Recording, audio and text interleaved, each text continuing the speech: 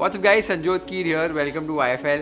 Chicken dum biryani बना रहा हूँ आज। अब ये रेसिपी बहुत टाइम से पेंडिंग है YFL पे, बहुत ज़्यादा रिक्वेस्ट आए थे। आज जो बिरयानी बना रहा हूँ वो पक्की स्टाइल की बिरयानी बना रहा हूँ, यानी कि चिकन कुक करेंगे, राइस को कुक करेंगे और फिर लेयर करके ये चिकन बिरयानी बनेगी। बहुत ही डिलिशियस बनती है ये बिरयानी का टेस्ट, अरोमा और चावल, सारी चीज़ें एकदम परफेक्ट बनेगी। वो जो कंप्लेन आती है चावल टूट जाते हैं, खिले खिले नहीं बनते हैं, तो इस रेसिपी में सारे टिप्स और ट्रिक्स आपके साथ शेयर कर रहा हूँ और बहुत ही ब्यूटीफुल चिकन दम बिरयानी बनती है। सबसे पहले बिरिस्ता बनाने के लिए आधा किलो प्याज ले लिया है मैंने।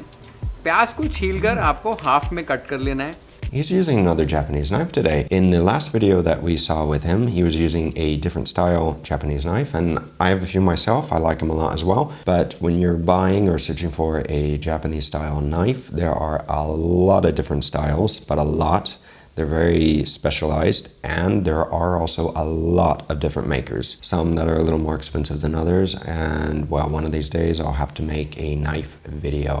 One on, say, European knives, and maybe one on Japanese knives as well. फिर आपको इस तरीके से लेंथ वाइज कट करना है, ना कि ऐसे। प्याज को अभी स्लाइस कर लीजिए। आपको प्याज की जो थिकनेस है वो ज़्यादा थिक भी नहीं रखनी है और ज़्यादा पतली भी नहीं रखनी है। तो आप देख सकते हो मैंने ये वाली थिकनेस में प्याज को काट लिया है। अब प्याज को काटने के बाद आपको इसके जो लेयर्स हैं उनको अलग अलग कर लेना है। ये स्टेप बहुत इंपॉर्टेंट है बिरिस्ता फ्राई करने के लिए।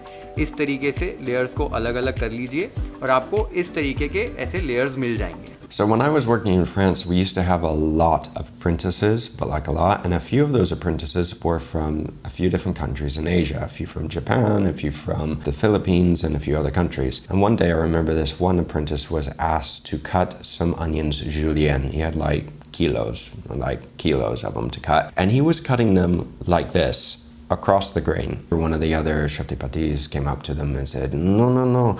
En France, we do not cut our onions julienne like this. We do not cut across the grain. We cut them lengthways. The opposite of what we're doing here. If any of you have ever worked in different types of cuisine, especially say French cuisine or Spanish cuisine or a few others that are quite different from each other, you'll notice that there are many different sets of rules that they go by, that in one cuisine they do it this way and in another they do it the opposite way. Kind of like here with the onions, cutting them julienne. It's just one of those little things that you notice, and it's interesting. तो इसी तरीके से सारा प्याज काट लीजिए और आपका भी जो प्याज है वो फ्राई करने के लिए रेडी हो गया। Also, one quick tip is that if you're cutting these by hand, this is fine. But if you have a mandolin at home, you'll get more consistent sized pieces. And if all the pieces are the same size, theoretically, they should cook at the same time. अब बिरिस्ता को fry करने के लिए तेल मैंने गरम कर रखा है। 135 डिग्री सेल्सियस इसका टेम्परेचर है, यानी कि बहुत ज़्यादा गर्म नहीं है। तो बहुत ज़्यादा गर्म तेल आपको नहीं लेना है। एक बार आपका तेल गर्म हो जाए तब इसमें कटा हुआ प्याज ऐड कर दीजिए। प्याज ऐड करने के बाद आप देख सकते हैं तेल की जो क्वांटिटी है बस प्याज के लेवल तक है, थोड़ी नीचे भी होगी तो चलेगी, बहुत ज़्यादा तेल आपको नहीं लेना है। अब आपको प्याज को हाई फ्लेम पर ही फ्राई करना है। इनिशियली प्याज को हमको तब तक फ्राई करना है जब तक कि प्याज लाइट गोल्डन ब्राउन कलर का नहीं हो जाता है। लेकिन बिरिस्ता बनाने में एक बहुत इंपॉर्टेंट टेक्निक है। प्याज में बहुत ज़्यादा मॉइस्चर होता है, यानी कि पानी होता है, उसे हमें धीरे धीरे प्याज से निकालना है। धीरे धीरे जब ये प्याज से निकलेगा तब आपका जो प्याज है एकदम क्रिस्पी फ्राई होएगा और आपका बिरिस्ता एकदम परफेक्ट बनेगा। तो इसके लिए आपको क्या करना है, टेम्परेचर कंट्रोल करना है। अगर आपको कोई भी मोमेंट पे ऐसे लगता है कि तेल बहुत ज़्यादा गर्म हो गया है तो फ्लेम को थोड़ा सा धीमे कर दीजिए और आराम से प्याज को फ्राई कीजिए। कम से कम 15 से 20 मिनट लगेंगे आपको बिरिस्ता फ्राई करने के लिए। तो धीरे धीरे बीच बीच में स्टर करते हुए प्याज को आप 15 से 20 मिनट के लिए अच्छे से फ्राई कर लीजिए। Now there are a few different ways of making some crispy onions. This way is perfectly fine, but there's another method that also works. So instead of adding the onions to the oil as it's already hot, which is fine to do, you can add the onions to the oil when it's cold and then slowly bring that up to temp. Onions contain a lot of water, as he said, and it's easier to get a better consistency with the fried onions if you bring up the temperature slowly. But regardless of which method you use, at the very end, when you start to notice that the onions are starting to turn like golden brown, there's a very short window that you have to be very quick and you have to pay attention, because if not, they can go from being perfectly golden brown to burnt in literally a few seconds. अब आप देख सकते हो मैंने almost 15 minute तक प्याज को अच्छे से फ्राई किया है आराम से। आप देख सकते हो कलर हल्का हल्का चेंज होना शुरू हो गया है। इस स्टेज पर आपको बहुत ज़्यादा ध्यान देना है, फ्लेम को थोड़ा सा लो कर लेना है और आपको तब तक ही फ्राई करना है जब तक जस्ट लाइट गोल्डन ब्राउन इस बिरिस्ता का कलर हो जाएगा।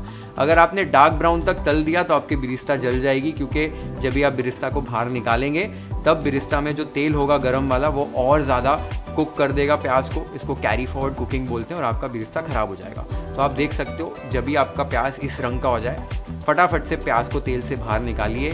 एक चम्मच लेकर हल्का हल्का दबाकर थोड़ा सा तेल इसमें से निकाल दीजिए। ये स्टेप बहुत इंपॉर्टेंट है। तेल निकालने के बाद एक टिश्यू पेपर के ऊपर ये बिरिस्ता को फैला लीजिए अच्छे से। तो टिश्यू पेपर पे डाला प्याज को, फोर्क की मदद से हल्का हल्का इसको फैला लीजिए, एक दूसरे से दूर कर दीजिए और आपको चाहिए तो ऊपर से भी एक टिश्यू से थोड़ा थोड़ा डैब कर सकते हैं। आप देख सकते हैं हमने जब भी प्याज को निकाला था और अभी इसका जो कलर है थोड़ा हल्का सा बदल गया है।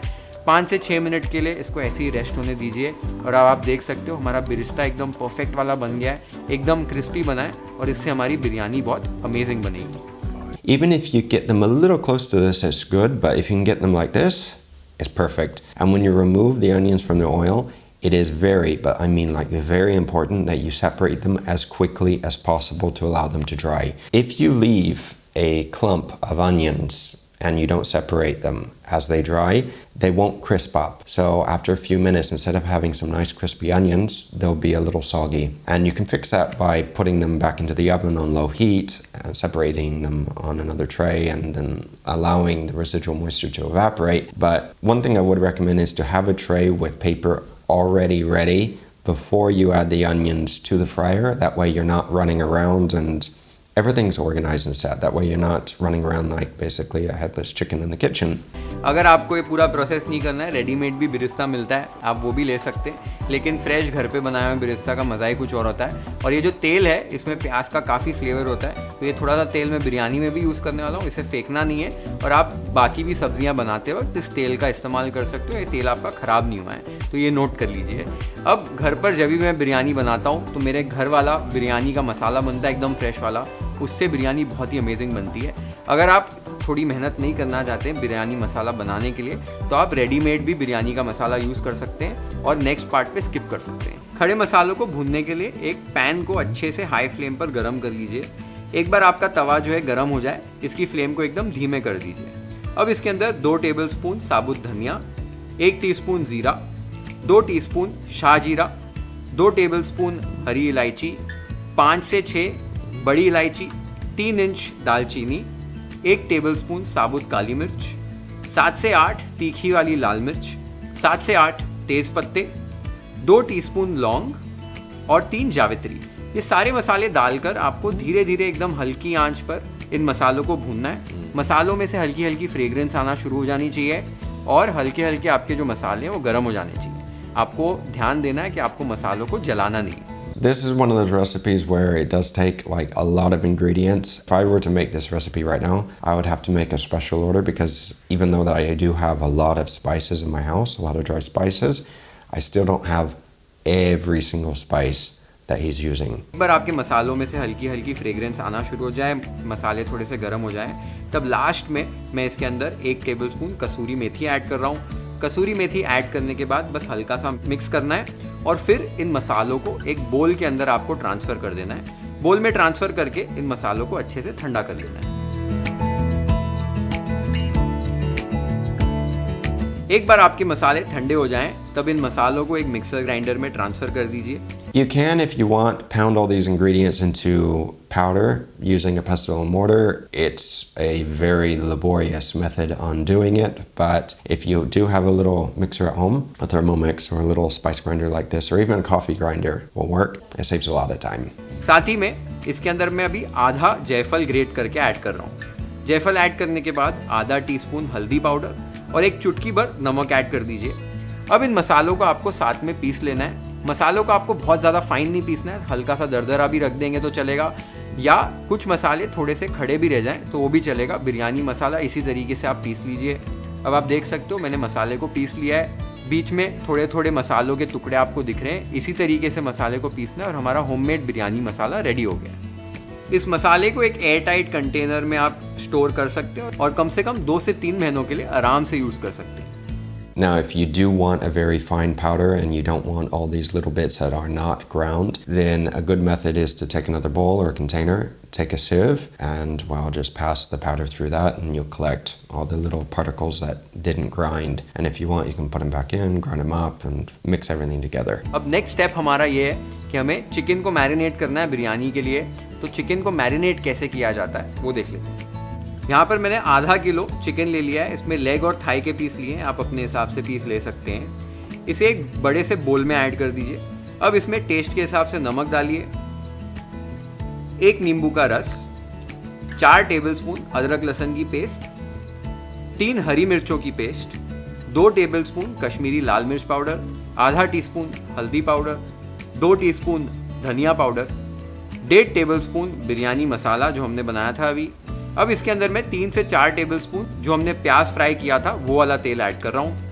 अब इन सारी चीज़ों को आपको अच्छे से मिक्स कर लेना है, सारे मसालों को अच्छे से चिकन के ऊपर लगा लेना है। For everybody that needs to buy spices to make this recipe or a few other recipes, I would recommend buying those spices in bulk, because if you're going to be making a lot of these spice mixes and a lot of Indian cuisine, it would be good to buy in bulk. That way you can make a lot. It's also cheaper. Also, one thing to remember when cooking at home, or at least when cooking at work or anything professionally, it is a good idea to remove the rings so you don't have any cross-contamination or any little issues. If you don't care, that's fine, but it's just one less thing to clean if you remember to take it off before you mix everything. इस stage पर आप chicken को marinate भी कर सकते हैं overnight. तो अगर आपको ओवरनाइट मैरिनेट करना है तो बिना दही और बिरिस्ता के ही इसको मैरिनेट कर दीजिए ओवरनाइट। अगर आप तुरंत बनाना चाहते हैं बिरयानी को तो इस स्टेज पर कुछ और आपको इंग्रेडिएंट्स डालने हैं। तो वो इंग्रेडिएंट्स क्या है वो मैं आपको बता देता हूँ। यहाँ पर अब मैं 200 ml दही ऐड कर रहा हूँ। दही को आपको अच्छे से फेंट लेना है, ये स्टेप बहुत इंपॉर्टेंट है। दही को फेंट के आप चिकन के अंदर ऐड कर दीजिए। Now, if you can't get curd, you could substitute with yogurt, but if there are any Indian chefs watching, then please explain down below what curd is in India, because sometimes what we have over here in Europe, obviously the ingredients are not quite the same, or the explanations are not the same as they are in the actual country of origin. साथ ही में इसके अंदर अभी मैं birista add कर रहा हूँ। जो बिरिस्ता हमने फ्राई किया था, ये बिरिस्ता का ऑलमोस्ट 80% बिरिस्ता मैं इसमें ऐड कर रहा हूँ, 20% बचा के रख रहा हूँ। बिरयानी को लेयर करते समय हम इसे यूज़ करेंगे। साथ ही में इसमें अभी मैं आलू ऐड कर रहा हूँ। आलू कम्प्लीटली ऑप्शनल है। थोड़ा सा चॉप किया हुआ पुदीना और एक मुट्ठी भर चॉप किया हुआ धनिया इसमें ऐड कर दीजिए। अब ये सारी चीज़ें ऐड करने के बाद अच्छे से मिला लीजिए कि सारी चीज़ें जो है एकदम अच्छे से मिल जाएं। अब इसमें थोड़ा सा स्मोकी फ्लेवर देने के लिए धुंगार दे रहा हूँ। तो जलता हुआ कोयला ले लीजिए, साथ ही में उसमें थोड़ा सा घी डालिए। घी डालते ही इसे ढक दीजिए। ढकने के बाद बस 2 से 3 मिनट के लिए आपको धुंगार देना है। हल्का सा स्मोकी फ्लेवर आ जाएगा और ये बिरयानी में बहुत ही अच्छा फ्लेवर देगा। बिरयानी की अरोमा जो है वो बहुत ही अच्छी आएगी और टेस्ट भी बहुत बेहतरीन आएगा। I think just about every video that we've reviewed of Your Food Lab, he has infused smoke in all of the dishes. Now, the reason for this is to add more aroma to it, more flavor. If you don't have the little bell like what he has here, you can use a bigger pot to put the charcoal in, a little bit of ghee or oil, and then to use a lid to cover it. But it would be a good idea to maybe do this in a well-ventilated area, so your house doesn't smell like smoke. 2 से 3 minute हो चुके हैं। ढक्कन को निकाल दीजिए और ये जो कोयला रखा था इसे भी निकाल लीजिए। और अब हमारा जो चिकन है वो पकाने के लिए रेडी हो गया है। यहाँ पर मैंने बिरयानी के लिए एक मोटे तले की हांडी ले ली है। हांडी आपकी जो है वो मोटे तले का लीजिए, उसका जो बॉटम है वो एकदम थिक होना चाहिए, ये बहुत इंपॉर्टेंट है। As he's saying, it is important to have a thick bottom pot, and the reason why is because if you have a thicker bottom pot, the heat will be more evenly distributed. If you're using a thin bottom pot, especially with gas, what can happen is that the heat will transfer too quickly to one spot and it can burn your food. The other benefit is that a thicker bottom pot will actually retain a lot of the heat after you take it off direct heat. So if you don't have a copper bowl like this, you can also use a Dutch oven. That's another option. अब इसके अंदर 2 tablespoon घी डाल रहा हूँ chicken को पकाने के लिए। घी एक बार आपका अच्छे से गर्म हो जाए तब इसके अंदर आपको चिकन को ऐड कर देना है। चिकन को ऐड करने के बाद आप इसको स्टर करते हुए कुक कीजिए। इनिशियली आपको 5 से 6 मिनट के लिए इसे हाई फ्लेम पर ही कुक करना है, अच्छे से सीयर करना है चिकन को।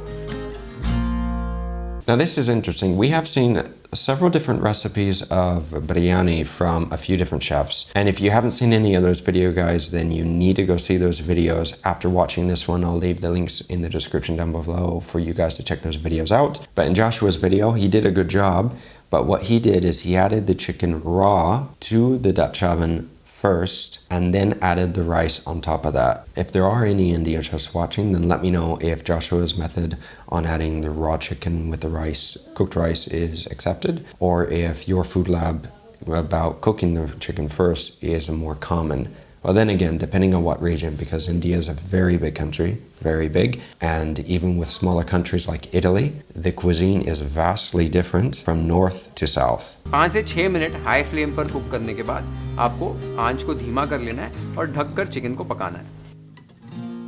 चिकन को आपको बस 85 to 90% तक ही पकाना है। बाकी की जो कुकिंग है वो बिरयानी को जब हम लेयर करेंगे तब जो 10-15% चिकन वो स्टेज पर कुक हो जाएगा। तो अब 10 से 12 मिनट हो चुके हैं, चेक कर लेते हैं चिकन हमारा किस तरीके से पका है। तो अब देख सकते हो चिकन से सारा जो फैट है, तेल है, घी है वो छूट चुका है। चिकन भी जो है हमारा ऑलमोस्ट 85 to 90% कुक हो चुका है। इस स्टेज पर ही इस ग्रेवी को आप चेक कर लीजिए, जो यखनी हमारी बनी है उसे चेक कर लीजिए। नमक और मसालों के लिए थोड़ा सा नमक और मसाले तेज़ रहने चाहिए इस यखनी के अंदर।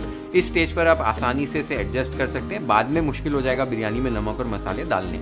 थोड़ा सा नमक कम लग रहा था तो नमक मैंने ऐड कर दिया है। स्टर कर लीजिए अच्छे से और इस स्टेज पर आपको चिकन की हांडी की गैस को बंद कर देना है और चावलों की तैयारी कर लेनी है। तो चिकन जब मैंने पकाने रख दिया था तभी मैंने पानी उबलने रख दिया था। 10 मिनट लग जाते हैं पानी उबलने को। पानी को एकदम रोरिंग बॉईल पे, यानी कि एकदम अच्छे से उबलता हुआ पानी आपका होना चाहिए चावल ऐड करने से पहले। एक बार पानी आपका अच्छे से बॉईल होना शुरू हो जाए तब इसके अंदर 1 से 2 तेज पत्ते, 1 इंच दालचीनी, 1 टीस्पून शाहजीरा, 3 से 4 हरी इलायची, Lots of spices. 4 से 5 लौंग, 1 चक्री फूल यानी स्टार एनीस, 3 से 4 साबुत काली मिर्च, 1 से 2 स्लिट की हुई हरी मिर्च, आधा नींबू निचोड़ के उसका रस डाल दीजिए और साथ में छिलका भी ऐड कर दीजिए। इससे रंग जो है चावल के सफ़ेद होते हैं और खुले खुले चावल आपके बनते हैं। साथ में टेस्ट के हिसाब से नमक ऐड कर दीजिए। नमक आपको इतना ऐड करना है कि आपका जो पानी है वो एकदम खारा, जैसे समुंदर का पानी होता है वैसे टेस्ट आना चाहिए। अब यहाँ पर आप देख सकते हो मैंने आधा किलो चावल, यानी कि आधा किलो चिकन के लिए बराबर के चावल लिए, बासमती चावल लिए। इसे मैंने अच्छे से 3 से 4 बार धोने के बाद 1 घंटे के लिए अच्छे से पानी में सोक करने रख दिया था। आपको चावल को 1 से 1.5 घंटे के लिए बस सोक करना है और उसके बाद पका देना है। Rinsing and pre-soaking the rice can help speed up the cooking process, and it can also help to get rid of the excessive amount of starch. But in some dishes, and I know I've mentioned this before, but if this is the first time you're seeing it, then I'll mention it again. In dishes such as paella and risotto, that starch is actually needed to make the dish creamier, especially in risotto. So we don't boil the rice before. We actually cook the rice as we're making the dish. We add a little bit of stock at a time and we make it. Now, rice is one of the most consumed, I believe, items in the entire world. I think pizza is the favorite, but rice is the most consumed. And even in Europe, rice is quite popular. 1 घंटा जब आप चावल को सोक करेंगे तो आपके चावल एकदम खिले खिले और एकदम बेहतरीन बनेंगे। तो अब जो पानी है चावल का उसको निकाल दीजिए और चावल को गर्म पानी में ऐड कर दीजिए पकाने के लिए। चावल को हमें अभी 90% जब तक चावल नहीं कुक हो जाता है तब तक कुक करना है। आपने अगर 1 घंटे के लिए चावल को अच्छे से भिगो के रखा है तो बस 4 से 5 मिनट में ही आपके चावल जो है 90% कुक हो जाएंगे। यहीं ध्यान से आप देखिए, ज़्यादा आपको स्टर नहीं करना है चावलों को, नहीं तो फिर भी चावल टूट जाते हैं। ज़्यादा करछी मत चलाइए, हल्का सा आपको मिक्स करना है। 4 से 5 मिनट में चेक करना है, हल्का सा जो आपका चावल है उसमें बाइट रहेगी, वो स्टेज पर चावलों को आपको निकाल लेना है। अभी बस 4 से 5 मिनट हुए हैं, चावल मेरे एकदम परफेक्टली 90% कुक हो गए हैं। आप देख सकते हैं कितने खिले खिले लग रहे हैं। एक स्पाइडर की मदद से चावलों को निकाल लीजिए। चावलों को निकालने के बाद एक खुली परात के अंदर ये चावलों को आपको फैलाकर डाल देना है। चावल को परात में डालने के बाद अच्छे से फैला लीजिए और बस 5 से 10 मिनट के लिए आपको चावलों को ऐसे ही रहने देना है। हल्का सा फोक की मदद से थोड़ा सा फ्लफ अप कर लीजिए, जिसका एक्स्ट्रा मॉइस्चर है वो निकल जाएगा। इस स्टेज पर आपको नींबू को निकाल देना है और थोड़े खड़े मसाले भी अगर आपको निकालने हैं तो आप निकाल सकते हैं। अगर बिरयानी में खड़े मसाले आपको नहीं पसंद है तो एक पोटली में भी खड़े मसाले डालकर आप ऐड कर सकते हैं पानी के अंदर, तो आपको निकालने की ज़रूरत नहीं पड़ेगी। अब बस 5 से 10 मिनट के लिए चावल को रेस्ट होने देते हैं। Now, in my little Le Répertoire de la Cuisine, which is a very old book, this is actually a book from my father, but a bouquet garni is parsley, thyme, bay leaf, and celery. Now, bouquet itself is a word that we use in English to mean like a bouquet of flowers, and garni is garnish. And in English, we have a lot, but I mean like a lot of words that have French origin. le répertoire de la cuisine, I would highly recommend for any up-and-coming chef or if you just want to know a little more of the basics of the French kitchen. So I'll leave a little link down below if you want to check it out. चावल एक बार आपके rest हो जाएं तो बिरयानी को भी layer कर सकते हैं। बिरयानी को लेयर करने के लिए पहले तो हांडी के नीचे जो आपका चिकन है उसको अच्छे से फैला लीजिए। आपके जो पीसेज हैं अच्छे से वेल डिस्ट्रीब्यूटेड होने चाहिए। वो करने के बाद थोड़ा सा इस पर कटा हुआ धनिया ऐड कीजिए, साथ ही में थोड़ा सा कटा हुआ पुदीना ऐड कर दीजिए, एक चुटकी भर बिरयानी मसाला और थोड़ा सा बिरिस्ता जो हमने बचा के रखा था उसमें से थोड़ा बिरिस्ता भी इस पे फैलाकर डाल दीजिए। The one bad thing about reviewing videos is that you can't smell anything when you review the videos, and I would really like to smell these spices right now. अब इसके ऊपर आपको बॉईल किए हुए राइस ऐड करने, तो एकदम हल्के हाथों से चावल को उठाइए और इसमें ऐड कीजिए। चावल इस स्टेज पर भी टूट जाते हैं कई बारी, तो एकदम हल्के हाथों से चावलों को ऐड करना है। सारे चावल आपको ऐड कर देने। चावल ऐड करने के बाद अच्छे से इसे स्प्रेड कर लीजिए और फिर इसके ऊपर कुछ और चीज़ें डालनी है। तो यहाँ 3 से 4 टेबलस्पून गरम किया हुआ घी मैं इसमें ऐड कर रहा हूँ। अच्छे से फैला कर आपको घी ऐड करना है। अब यहाँ पर मैंने एक झोल तैयार कर रखा है, पानी, दूध और केसर का। इससे अच्छा रंग आ जाएगा, अच्छी महक आ जाएगी, अच्छा फ्लेवर भी आ जाएगा। ये झोल को भी आप फैलाकर अच्छे से बिरयानी के ऊपर ऐड कर दीजिए। अब लास्ट में इसमें थोड़ा सा चॉप किया हुआ धनिया, थोड़ा सा चॉप किया हुआ पुदीना और थोड़ा सा बिरिस्ता जो हमारा बचा हुआ था वो ऊपर से डाल दीजिए। अब हमें बिरयानी को दम देना है, उसके लिए ढक्कन लगाना है। यहाँ पर मैं एक गीले मलमल के कपड़े को ऐसे गोल घुमाकर रिम के ऊपर रख रहा हूँ। यहाँ पर आप आटा भी इस्तेमाल कर सकते हैं। उसके बाद ढक्कन लगा दीजिए और थोड़ा सा प्रेशर अप्लाई कर दीजिए। अब इस तैयार की हुई हांडी को हमें एक तवे के ऊपर रखना है, तो एक तवा ले लीजिए और इस हांडी को ऊपर रख दीजिए। Now again, by putting a pot on this one, it helps to distribute more of that heat. Even if you do this and if you cook for a long enough time, you can start to burn some of the ingredients. अब आपको एक वजनदार चीज इसके ऊपर रखनी है। यहाँ पर मैं हमाम दस्ता जो होता है उसको रख रहा हूँ। आप एक पानी भरा टोप भी रख सकते हैं। हांडी को ऊपर रखने के बाद गैस को चालू कर दीजिए और 5 मिनट के लिए आपको तेज आंच पर ही इस बिरयानी को दम देना है। एक बार 5 मिनट हो जाए उसके बाद गैस को एकदम धीमी कर दीजिए और एकदम मंद आंच पर अब 10 से 15 मिनट के लिए इस बिरयानी को आपको दम देना है। 10 से 15 मिनट बाद आपकी बिरयानी एकदम परफेक्टली रेडी हो जाएगी। एक बार 10 से 15 मिनट हो जाएं तो गैस को बंद कर दीजिए और मिनिमम 10 मिनट के लिए आपको इस बिरयानी को इसी तरीके से रेस्ट होने देना है। डायरेक्टली नहीं खोलना है, रेस्ट होने दीजिए तो ही आपकी बिरयानी अच्छे से बनेगी। रेस्ट देने के बाद इस बिरयानी को आप परोस सकते हैं। तो हमारी चिकन बिरयानी को हमने दम दे दिया है, रेस्ट करने भी रख दिया था, रेस्टिंग फेज भी हो गया है। बस इसे खोलते हैं ढक्कन को, देखते हैं हमारी बिरयानी कैसे बनी और इसे सर्व कर लेते हैं YFL style. The more videos I see of your food lab, the more I like your style of cooking. And I think this is going to be delicious. I do have to admit though, his videography is outstanding. The amount of cameras that he uses and the lighting is perfect.